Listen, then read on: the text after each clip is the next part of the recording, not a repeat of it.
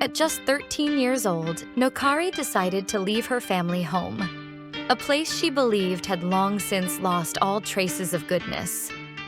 Born from lies and deceit, she followed in her aunt's footsteps and set out into the world to find her own place. A place where she could feel whole. But fate was not kind. Nokari soon realized one harsh truth. As a woman, you had only two options: get married or sell your body. That's why she chose to dress in heavy kimonos to hide her figure and live as a man, just to earn a living with dignity and afford food and a place to sleep.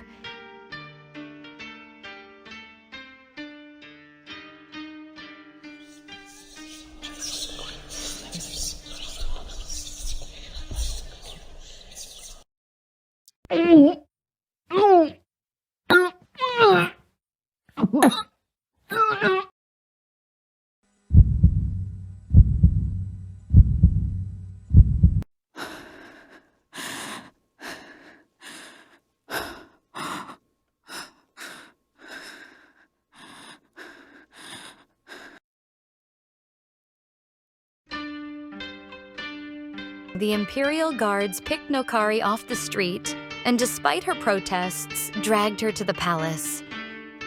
Dazed and confused, she suspected it might have had something to do with the robbery that happened the day before.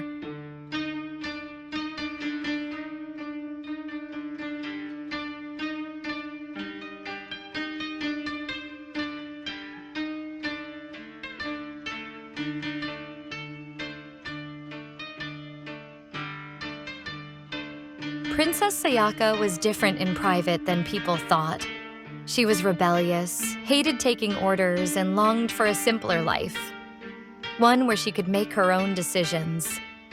That's why she often sneaked out of the palace to feel a glimpse of normal life. Grateful for being saved, Sayaka asked Nokari to become her personal servant.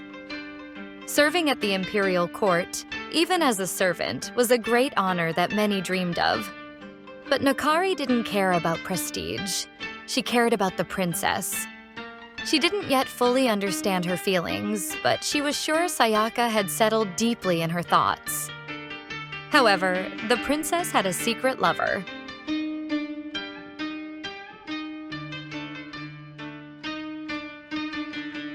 Heisuke was a rough, ordinary stableman. Nokari was tasked with helping arrange secret meetings between the two. As you can imagine, with every encounter, Nokari bottled up more and more hatred. Until she finally snapped.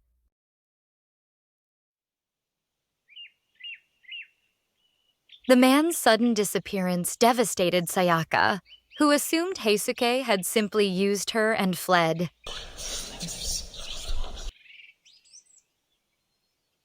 During those painful days, Nokari slowly started to earn a place in the princess's heart. One of the ladies-in-waiting, however, never trusted Nokari.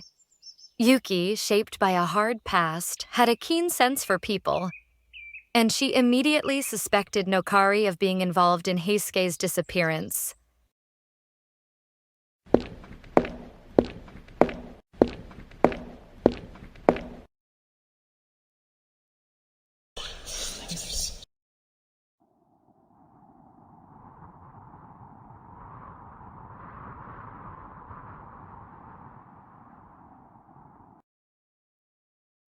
In 1854, after 2 centuries of isolation, Japan began to open up to the outside world, a change that stirred unrest.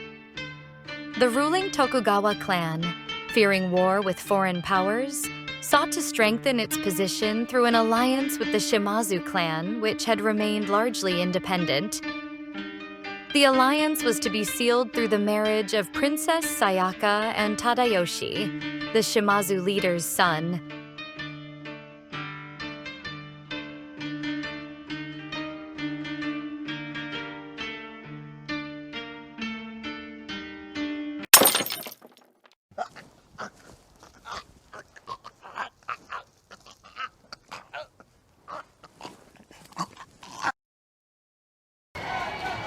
But the poisoning of the groom-to-be, seen as high treason, sparked a civil war. 2 years of chaos, destruction, and death for both soldiers and innocent civilians, all triggered by one woman acting in the name of love.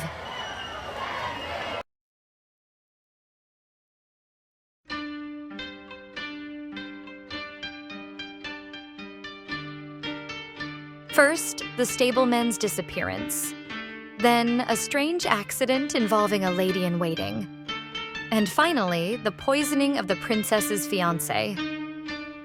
Rumors began to spread that Sayaka was cursed, scaring away future suitors. Devastated and feeling trapped, Sayaka finally made a decision. She would escape the palace. The only person she could trust was Nokari, who, over those 2 years, had become her closest companion.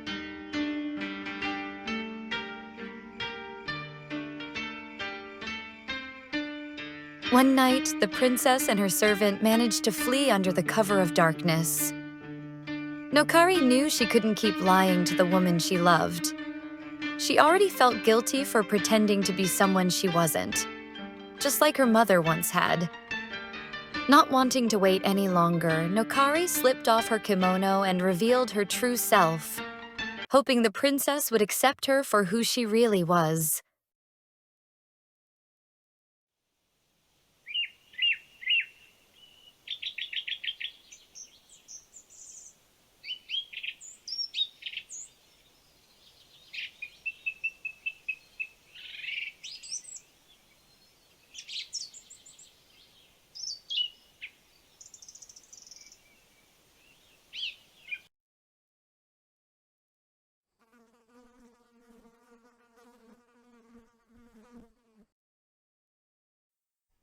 If I can't have you,